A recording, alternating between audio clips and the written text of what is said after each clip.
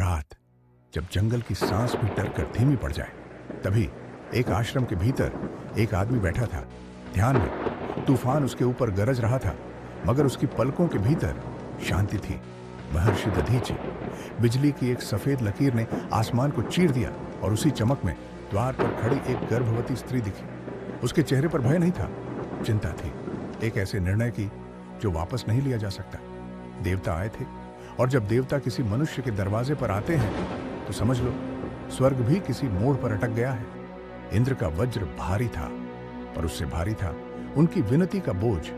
एक असुर था, वृत्र, जिसे हर अस्त्र बेअसर था, और उसे रोकने के लिए उन्हें चाहिए था एक ऐसा हथियार जो धर्म की हड्डियों से बनता है।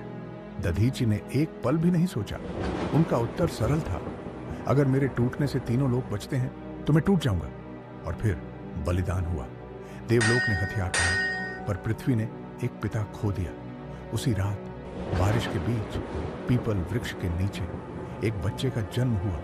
मां की गोद में रोशनी थी, और उस रोशनी के पार एक खाली जगह जहां पिता होना चाहिए था। नाम रखा गया पिप्पलाद। पीपल के नीचे जन्मा, और जन्म लेते ही शनि की छाया में आ गया। समय बीता, बच्चा बड़ा हुआ, पर उसके भीतर एक सवाल भी बड़ा हुआ, मेरे जीवन में पिता क्यों नहीं?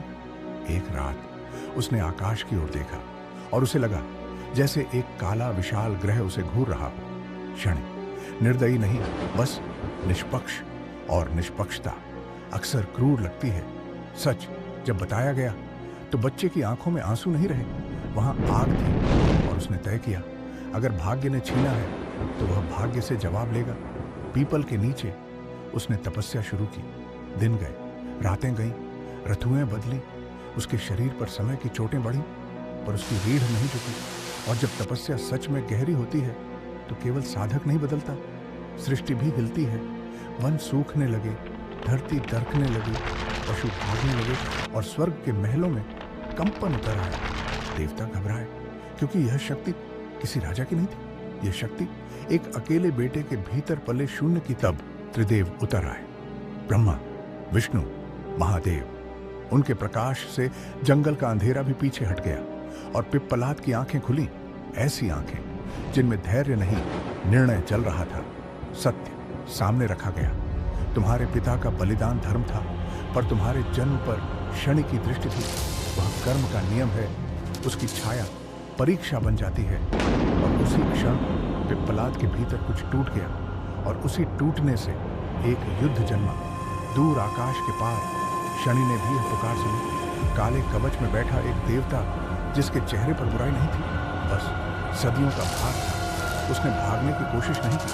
कर्म का देवता कर्म से कैसे भागे? वन के उसी मैदान में दो ध्रुव आमने सामने थे। एक तरफ तप की स्वर्ण ज्वाला, दूसरी तरफ न्याय की काली छाया। और फिर युद्ध फटा, आग और अंधकार टकराए, पेड़ टूटे, धरती चीखी, आसमान पर जैसे किसी ने तलवार चला दी। हर टक्कर के साथ पिप्पलाद का क्रोध तेज होता गया, और शनि पहली बार दबाव महसूस करने लगा, क्योंकि तपस्या से पैदा हुई आग देवताओं के नियमों को भी जला सकती है। धूल बैठी तो पिप्पलाद खड़ा था, घायल मगर अड़े। उसके चारों ओर स्वर्ण ज्वालाएं थी, और उसकी आवाज में एक वाक्य जो ब्रह्मांड तक जाएगा, मैं तुम्हें शाप देता हूँ शनि। क्षण भर को शनि की सांस रुकी, और अगला क्षण अंतरिक्ष में शनि ग्रह पर आग की लकीरें दौड़ी, जैसे किसी ने वलयों पर मंत्र लिख दिए हैं। और पृथ्वी पर शनि का शरीर भी उसी शाप की लौ में गिर गई। देवता घुटनों पर आ गया, और जब देवता घुटनों पर आता है